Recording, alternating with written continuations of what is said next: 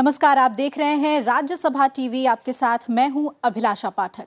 हमारे विशेष कार्यक्रम राज्यों का बजट में आपका स्वागत है। फरवरी महीने में देश के आम बजट के साथ ही राज्यों का भी बजट पेश किया जाता है। इसमें राज्यों के विकास की रूपरेखा और नई योजनाओं का खाका रखा जाता है। आज हम इस खास कार्यक्रम में देश के कुछ राज्यों के बजट के बारे में आपको बताएंगे।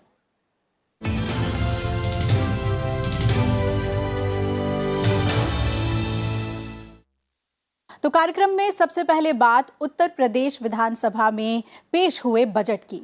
इस साल पेश हुआ राज्य का वर्ष 2019-20 का बजट अब तक के इतिहास का ये सबसे बड़ा बजट है। खास बात यह है कि एक ओर जहां कानपुर, आगरा और वाराणसी समेत 7 जिलों में मेट्रो ट्रेन शुरू करने की बात कही गई है, वहीं प्रदेश में एक्सप्रेसवे का जाल बिछाने के लिए भी भारी भरकम राशि का प्रावधान किया गया है। यूपी की योगी आदित्यनाथ सरकार ने गुरुवार को वित्तीय वर्ष 2019-20 का बजट विधानसभा में पेश किया। यूपी के इस बजट में पूर्वांचल से लेकर बुंदेलखंड तक के लिए कई योजनाओं का ऐलान किया गया है। उत्तर प्रदेश सरकार की ओर से वित्त मंत्री राजेश अग्रवाल ने इस बार 4,70,684 करोड़ रुपए का बजट पेश किया। ये पिछले साल 2018-19 के बजट से 12% ज्यादा है। इस भारी भरकम बजट में 21,212 करोड़ की नई योजनाओं का ऐलान हुआ है। सरकार ने कानपुर, आगरा, वाराणसी, गोरखपुर, प्रयागराज, मेरठ और झांसी जिलों को मेट्रो रेल का तोहफा दिया है। कानपुर और आगरा मेट्रो रेल परियोजनाओं के लिए 175 करोड़ रुपए प्रस्ताव किया गया है। इसके अलावा Delhi Ghaziabad Meerut corridor regional rapid transit system परियोजना के लिए 400 करोड़ रुपए की व्यवस्था प्रस्तावित है। उत्तर प्रदेश सरकार का 2019-20 का बजट अभी सदन में रखा गया। वित्तीय अनुशासन को ध्यान में रखकर उत्तर प्रदेश के इतिहास का सबसे बड़ा बजट, एक विकासोन्मुखी बजट, सबका साथ और सबके विकास की भावना को चरितार्थ करने वाला बजट, उत्तर प्रदेश के गांव हो या शहर, किसान, मजदूर, नौजवान, महिलाएं और समाज के प्रत्येक तबके के हित का ख्याल रखने वाला यह बजट। वित्त मंत्री ने बजट में पूर्वांचल एक्सप्रेसवे के लिए 1,194 करोड़ रुपए, बुंदेलखंड एक्सप्रेसवे के लिए 1,000 करोड़ रुपए, गोरखपुर लिंक एक्सप्रेसवे के लिए 1,000 करोड़ रुपए, डिफेंस कॉरिडोर के लिए 500 करोड़ रुपए, आगरा लखनऊ एक्सप्रेसवे के लिए 100 करोड़ रुपए, स्मार्ट सिटी योजना के लिए 758 करोड़ रुपए की घोषणा की है। वित्त मंत्री ने कहा कि स्वच्छ ग्रामीण मिशन के तहत 58,770 ग्राम पंचायत को खुले में शौच मुक्त कर दिया गया है। उत्तर प्रदेश सरकार ने बजट में चिकित्सा और स्वास्थ्य सुविधाओं का भी ख्याल रखा है। Ayushman Bharat national health protection mission योजना के लिए 1,298 करोड़ रुपए, प्रधानमंत्री मातृ वंदना योजना के लिए 291 करोड़ रुपए, चिन्हित जिलों में चिकित्सालयों को मेडिकल कॉलेज में बदलने की योजना के लिए 908 करोड़ रुपए, लखनऊ स्थित किंग जॉर्ज मेडिकल कॉलेज के विभिन्न कार्यों के लिए 907 करोड़ रुपए, बलरामपुर में king George medical college, Lucknow का सैटेलाइट सेंटर स्थापित करने के लिए 25 करोड़ रुपए की व्यवस्था की गई है।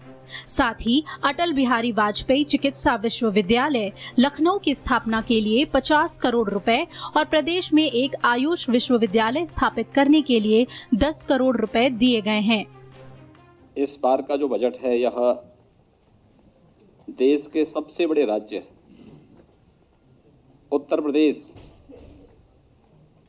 का अब तक का सबसे बड़ा बजट है,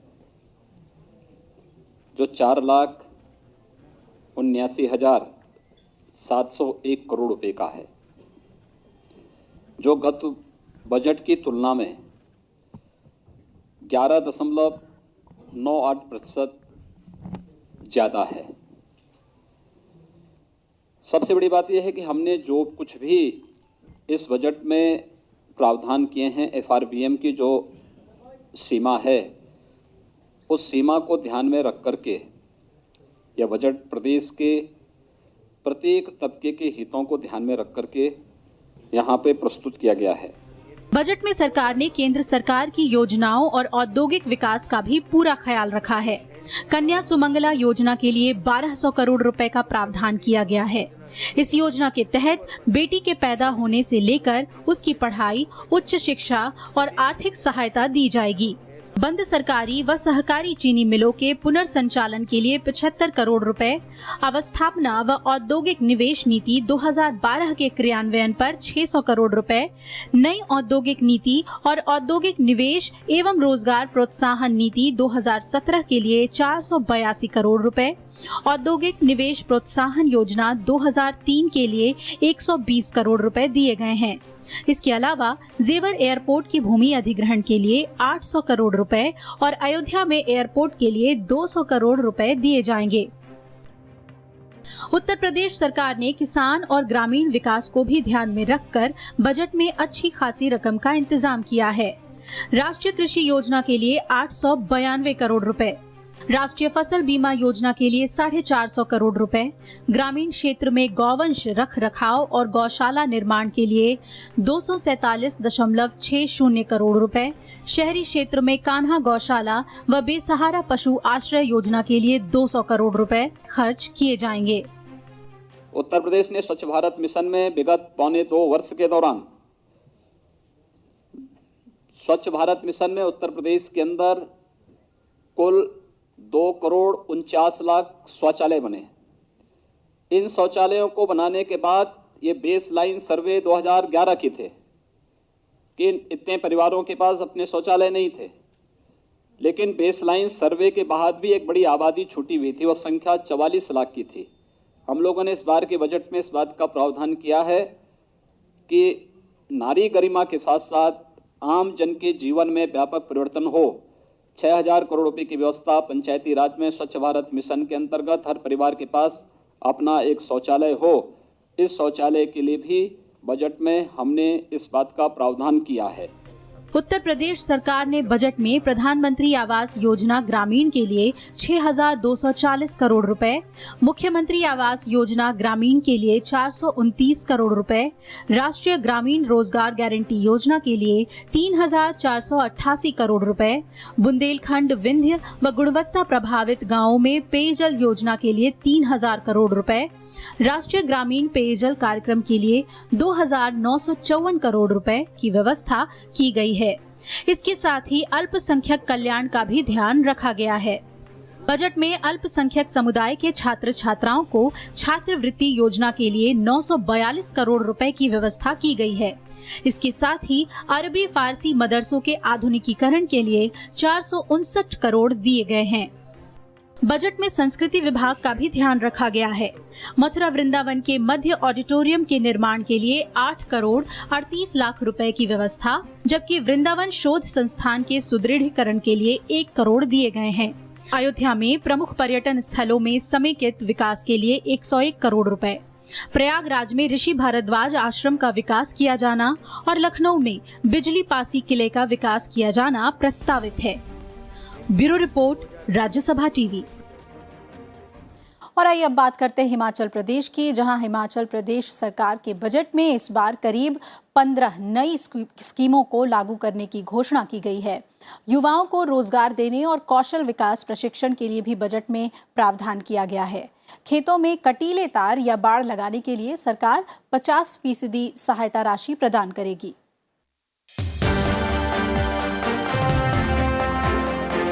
हिमाचल प्रदेश के मुख्यमंत्री जयराम ठाकुर ने प्रदेश के वित्त मंत्री के रूप में अपना दूसरा बजट विधानसभा में पेश किया। मुख्यमंत्री ने करीब 44,387 करोड़ रुपए का बजट पेश किया, जबकि पिछला बजट 41,440 करोड़ रुपए का था। इस तरह से ये 7% यानी 2,948 करोड़ रुपए बढ़ा है। मुख्यमंत्री ने इस दूसरे बजट में 15 नई स्कीमों को लागू करने की भी घोषणा की। बजट में इस बात का भी प्रस्ताव किया गया कि आर्थिक रूप से पिछड़े सामान्य वर्ग के युवाओं को नौकरी और शैक्षणिक संस्थानों में 10% आरक्षण प्रदान किया जाएगा।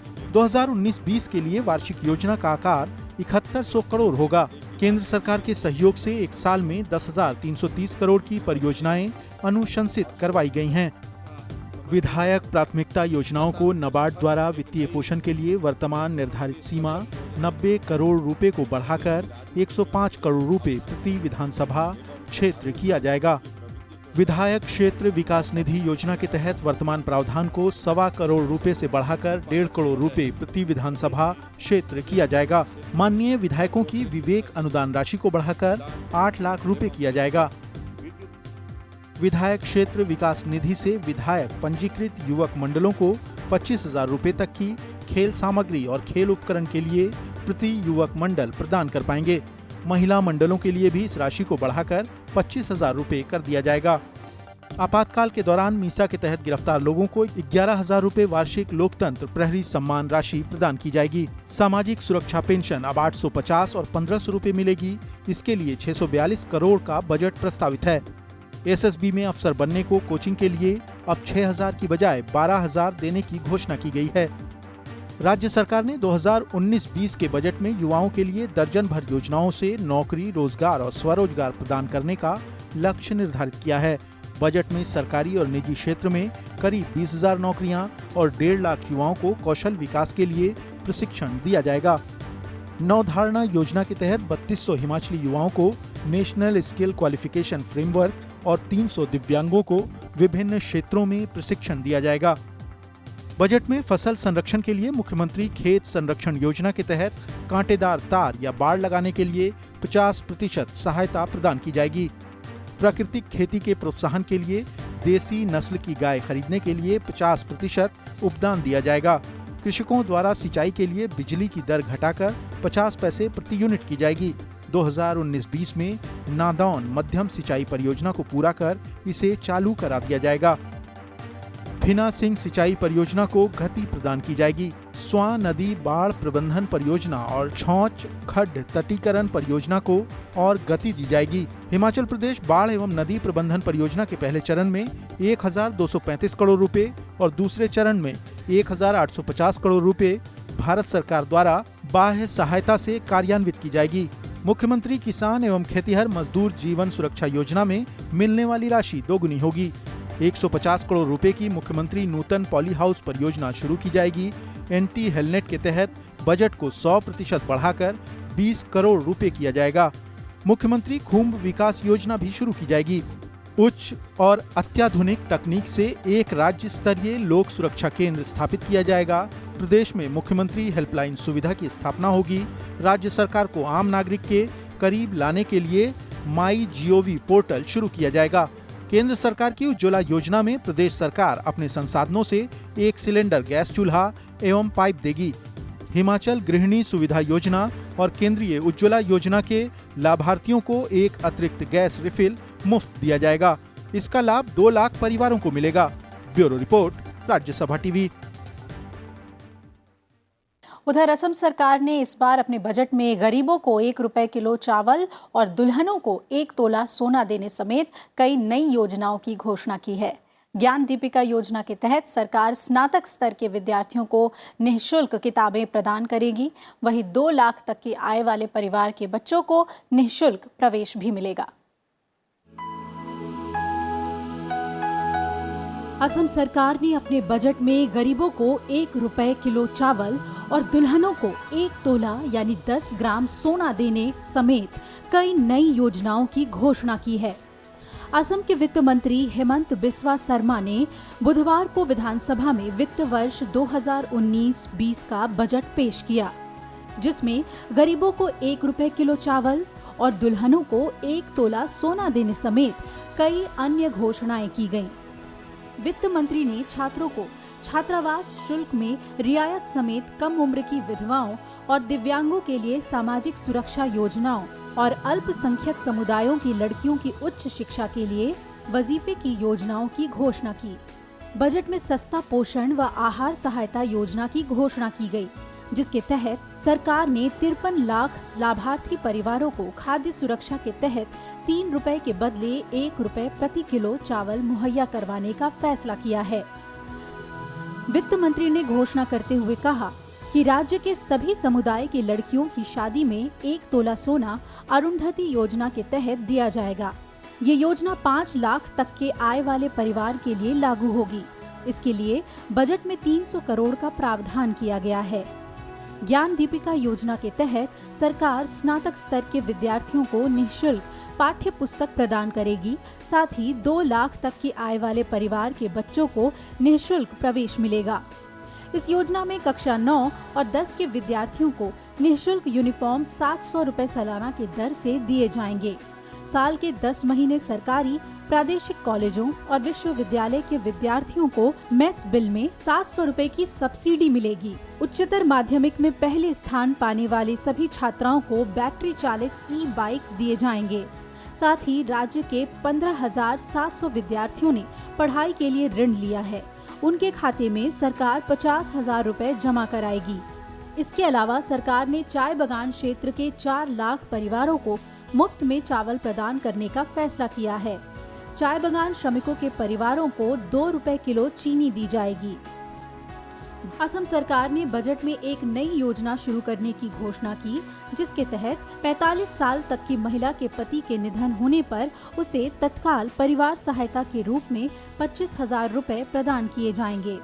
इसके अलावा उसे 60 साल की आयु तक प्रति माह 250 रुपए की पेंशन दी जाएगी। 60 साल के बाद उसे वृद्धावस्था पेंशन का लाभ मिलेगा। अल्पसंख्यक समुदायों की लड़कियों को उच्च शिक्षा के लिए वजीफा देने के लिए 200 करोड़ रुपए आवंटित किए गए हैं। साथ ही असमिया मूल के मुस्लिमों के लिए एक विकास निगम बनाया जाएगा, जो उनके विकास के विभिन्न कार्यक्रमों को देखेगा। वित्त मंत्री ने कहा कि असम जैसे विशेष श्रेणी वाले राज्यों में 10 लाख रुपए तक के कारोबार वाली कंपनियों के लिए जीएसटी के तहत पंजीकरण कराना जरूरी है, लेकिन छोटे कारोबार और उनके छोटे आधार को देखते हुए सरकार ने जीएसटी के तहत पंजीकरण की सीमा को बढ़ाकर 20 लाख रुपए कर दिया है। जीएसटी परिषद की मंजूरी के बाद इसे 1 फरवरी से लागू किया गया है। सरकार ने सामान के आपूर्तिकर्ताओं के लिए जीएसटी के तहत पंजीकरण की सीमा को बढ़ाकर 40 लाख रुपए कर दिया है। हालांकि सेवा आपूर्तिकर्ताओं के लिए ये सीमा 20 लाख रुपए ही रहेगी। Bureau report, Rajya Sabha TV. और आइए यहाँ पर रुकते हैं एक ब्रेक के लिए। ब्रेक के बाद आपको बताएंगे कुछ और राज्यों के बजट के बारे में।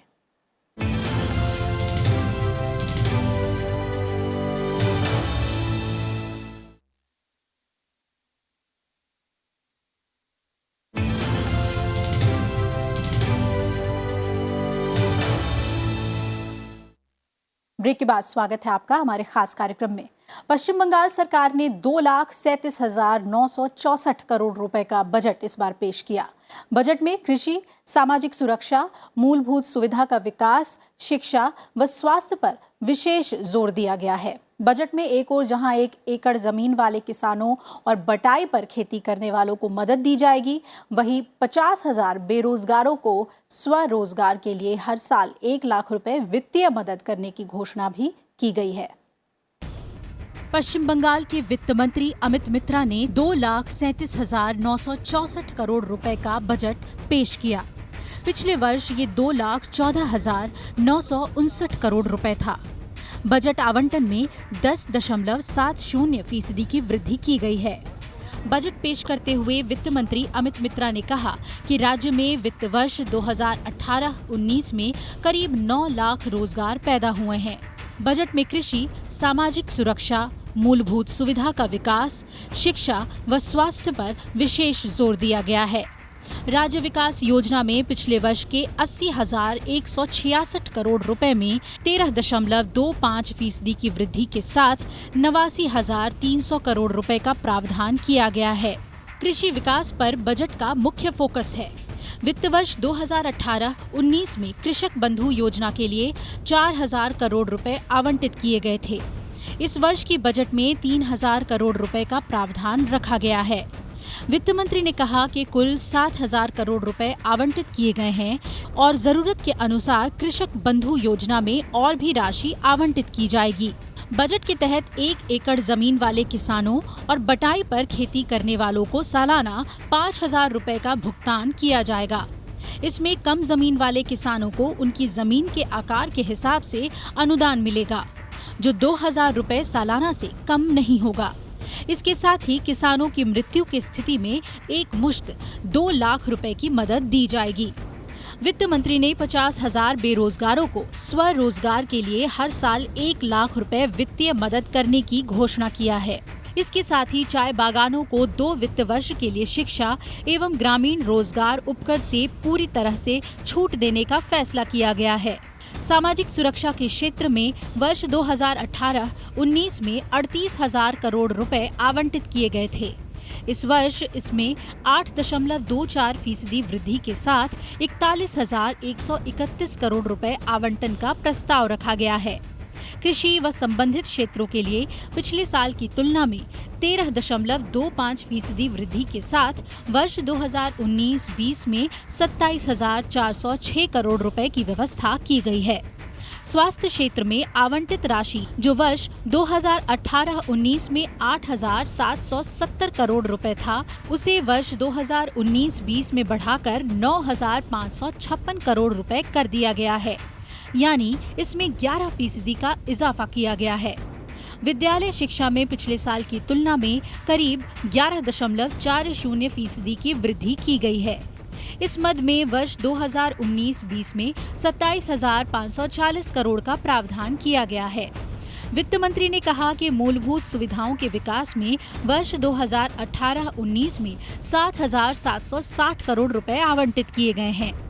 अब 2019-20 में 13.48% वृद्धि के साथ 8,806 करोड़ रुपए आवंटन का प्रस्ताव रखा गया है। इसके अलावा पूंजीगत खर्च में भी इजाफा हुआ है। ये वर्ष 2018-19 में 25,756 करोड़ रुपए से बढ़कर वर्ष 2019-20 में 26,667 करोड़ रुपए हो गया है। Bureau report, Rajya Sabha TV. और इसके बाद बात झारखंड की। झारखंड सरकार के 2019-20 के बजट में किसानों और सूखे की स्थिति से निपटने के लिए कई योजनाओं का ऐलान किया गया है। खास बात यह है कि सरकार ने 1 लाख से ज्यादा मछली पालकों का बीमा और करीब 2100 मछुआरों को आवास की सुविधा दिए जाने की घोषणा की है। चाइल्ड बजट के रूप में करीब 6,182 करोड़ रुपए निर्धारित किया गया है। झारखंड विधानसभा में 22 जनवरी को वर्ष 2019-20 का बजट मुख्यमंत्री रघुवर दास ने पेश किया। बजट की कुल अनुमानित राशि करीब 85,429 करोड़ रुपए है। इस बार के बजट में 6,182.44 करोड़ के चाइल्ड बजट का प्रावधान किया गया है। किसानों की आर्थिक सहायता के लिए मुख्यमंत्री कृषि आशीर्वाद योजना की शुरुआत की गई है। राज्य में 1200 किसानों को मधुमक्खी पालन के साथ जोड़ने के लिए 10 करोड़ रुपए की राशि से मीठी क्रांति नाम की योजना शुरू की गई है। वित्तीय वर्ष 2019-20 में 100 करोड़ रुपए की राशि से मीठी क्रांति का लाभ 12,000 किसानों को पहुंचाने का लक्ष्य रखा गया है। साथ ही झारखंड में सूखे की स्थिति से निपटने के लिए महाराष्ट्र की तर्ज पर सुजलाम सुफलाम योजना लागू करने का निर्णय लिया गया है। इस योजना के अंतर्गत सूखाग्रस्त जिलों में नाला, झील, डैम, तालाबों का निर्माण किया जाएगा ताकि इन ढांचों की मदद से पानी की क्षमता को बढ़ाकर कृषि कार्य में मदद लिया जा सके। कृषि उत्पादों के बेहतर विपणन के लिए राज्य के सभी जिलों में 5,000 मीट्रिक टन क्षमता के एक शीत गृह का निर्माण कराने का निर्णय लिया गया है। वर्ष 2019-20 में 100 प्रखंडों के कोल्ड रूम का निर्माण करने का लक्ष्य है। इसके अलावा टाना भक्तों को 100% अनुदान पर 4 गाय दी जाएगी। 1 लाख से ज्यादा मछली पालकों का बीमा किया जाएगा। 2100 मछुआरों को आवास की सुविधा दी जाएगी। साथ ही कामधेनु डेयरी फार्मिंग योजना भी शुरू की जाएगी।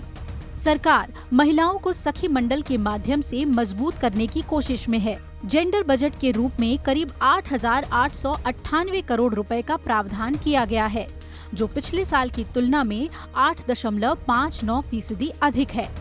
चाइल्ड बजट के रूप में करीब 6,182 करोड़ रुपए निर्धारित किया गया है।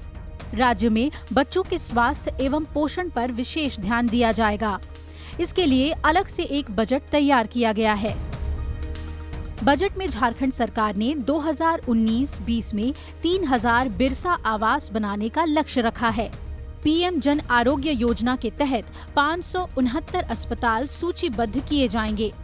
रिम्स में एमबीबीएस की सीटों में इजाफा किया जाएगा। इसके अलावा मुख्यमंत्री बाइक एम्बुलेंस योजना शुरू होगी, जिससे दुर्गम क्षेत्रों में रहने वाले लोगों को सीधा लाभ मिलेगा।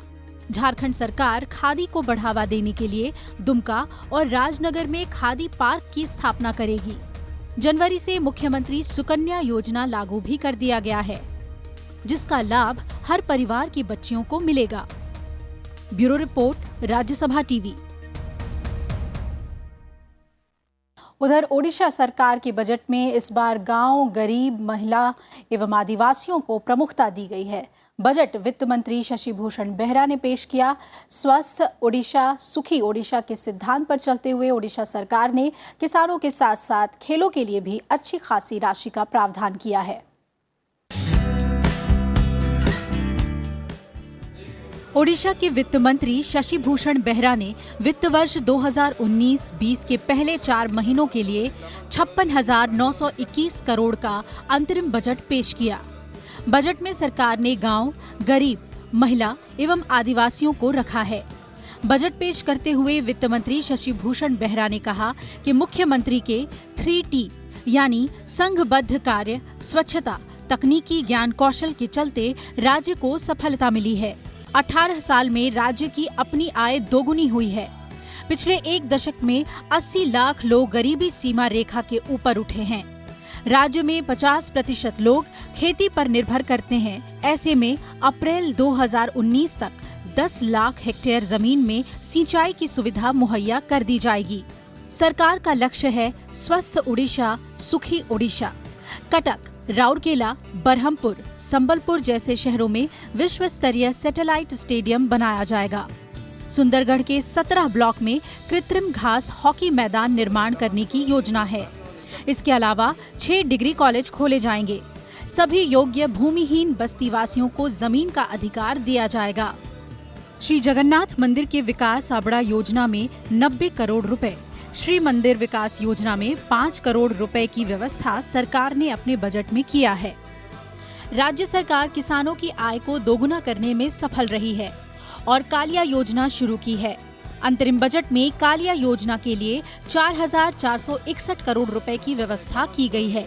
इसके बाद ग्रामीण जलापूर्ति के लिए 2,935 करोड़ रुपए, वसुधा योजना और मधु बाबू पेंशन योजना के लिए 2,120 करोड़ रुपए आवंटित किए गए हैं। Bureau report, Rajya Sabha TV. इसी के साथ हमारे खास कार्यक्रम में फिलहाल इतना ही। जुड़े रहिए राज्यसभा टीवी के साथ। नमस्कार।